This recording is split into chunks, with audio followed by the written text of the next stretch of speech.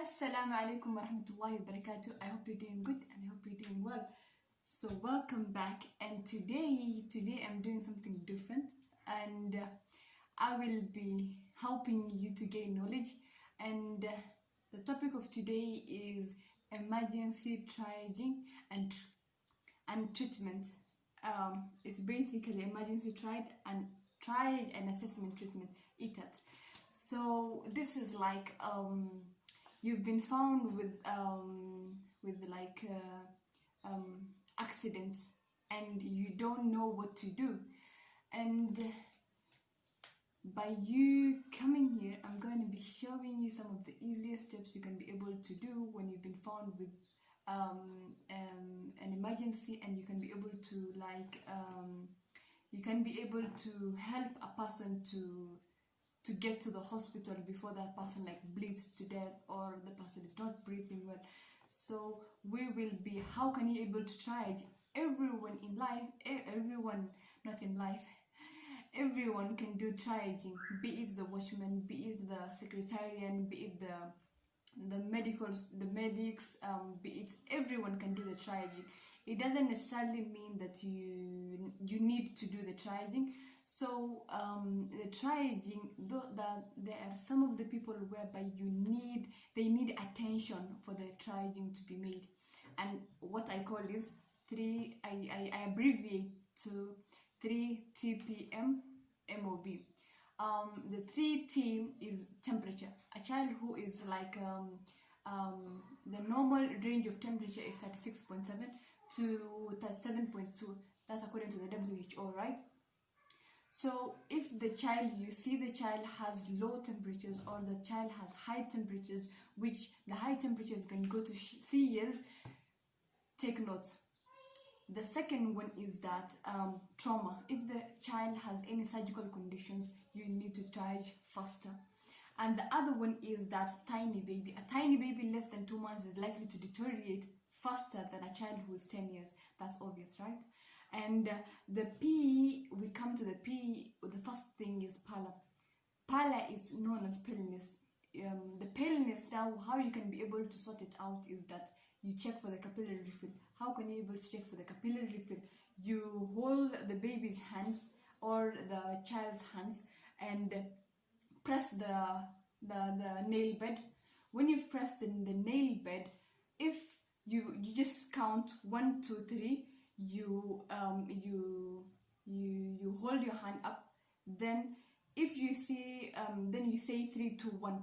If you don't see the blood going back faster, it means that there's something wrong with the child. It means the child is dehydrated, or there's something, the child is paler, so you need to work on that. And the other thing is that poisoning, you need to give the necessary medications, or you need to know the causative of the poison, so work on that also. And the other thing is that pain. Obviously when a child comes to the hospital, you know if the child is suffering from the pain or not, so work on that also. The pain, do pain management. If you're supposed to give suppositories, you give the suppositories. If you're supposed to give the patient any pain relief, you give the patient any pain relief. Then the 3 R's are: 1, respiratory distress.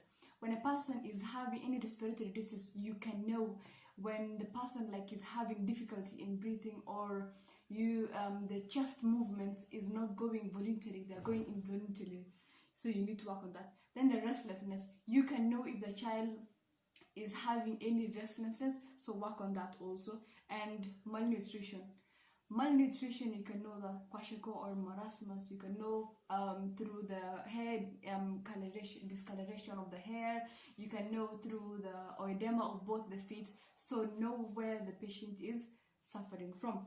And oedema on both the feet, you can know if the patient is having any kwashiorkor or marasmus, so work on that. And another thing is burns, MOB. The B stands for burns. When a patient comes to the hospital, or the patient is at home, the patient or your family members is burnt, try to cool the body down. What you can be able to do if you're at home and you don't have any ointment and you don't have any treatment for burns, what you can be able to do is that you break an egg, then apply it on the surface. When you apply on the surface, you can be able to help your family members, or you can be able to help your neighbor or your sister. The skin now, it won't have like sores of water forming, and also it will cool down for the burning sensation of the patient. So let's head on to A, B, C, and D. That is what you need to do. First, when you have been found in a scenario whereby there's an accident, you take that person to a place whereby it's free from the danger first. If it's any fire, you take the patient far from the fire. And the second thing is that you take that client or that patient or that person you're treating to a place whereby it's free from danger, and it's have a free environment, free circulation of air through the environment. And another thing is that you check for the A. The A stands for airway. What you can be able to do is that the airway, try to see that the patient is breathing. Do a head lift, chin tilt. A head lift, chin tilt is you lift the head, tilt a little bit of the head, and the chin also. Help the patient to lie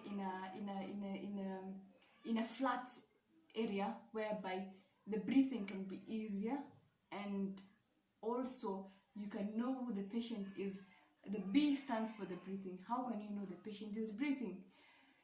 First, check for the airway. If the airway is having any obstructions, if the airway is having the tongue has rolled inwards, try to remove the tongue and try to see the patient is breathing. How can you able to see the patient is breathing? Through three things. One, look, listen, and feel. How do you look for the patient if the patient is breathing? Look for the chest movement and the rib cage. The second thing is that for the feeling, feel for if the patient is having any stridor or the patient is having any grunting. Stridor is like sharp breathing, and grunting is like short noises in the breathing. So that's stridor and grunting. And another thing is that you feel. Try to put your ear onto the patient's nose and try to feel if the patient is breathing or not. That's the breathing. The third thing is circulation. Try to the circulation. How can you able to know if the patient's movement of circulation around the body is efficient? Yeah. How can you able to know? First, you check for the capillary refill. I told you how to check on the capillary refill. Yes. 3, 2, 1. Then you hold it. Then you press it. 3, 2, 1. Then you don't press it. You see if the patient is having any paleness. That you can be able to know.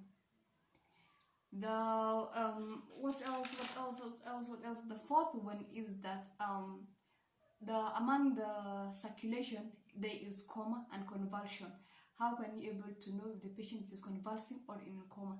There are many scenarios we see that the patient, you've seen a patient whereby they are just in the middle of the road and they're starting to convulse. What I can be able to advise you is that never constrain that patient. Never constrain that patient. If you have any mouth gag is like a small piece that you put inside the tongue to prevent the patient from biting themselves. So try on that. And another thing is that on the convulsion and the coma, you give, if the patient is in the hospital, you give anticonvulsants, and anticonvulsant like diazepam or phenobarbital, you can be able to give them. And what else can you able to do? In terms of the coma, there is 4 things you can be able to determine if the patient is on coma or not. It's called the AVPU scale.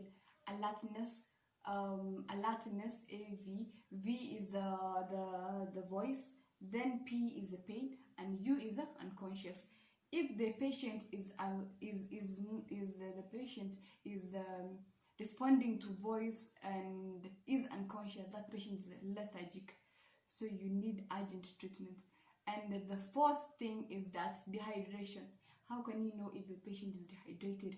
How can you know if the patient is dehydrated? You check for the sunken eyes. You tell the mother if the baby, they have the sockets, usually the socket that forms under the eyes, or the patient is just like that, it just started recently. Check for severe dehydration.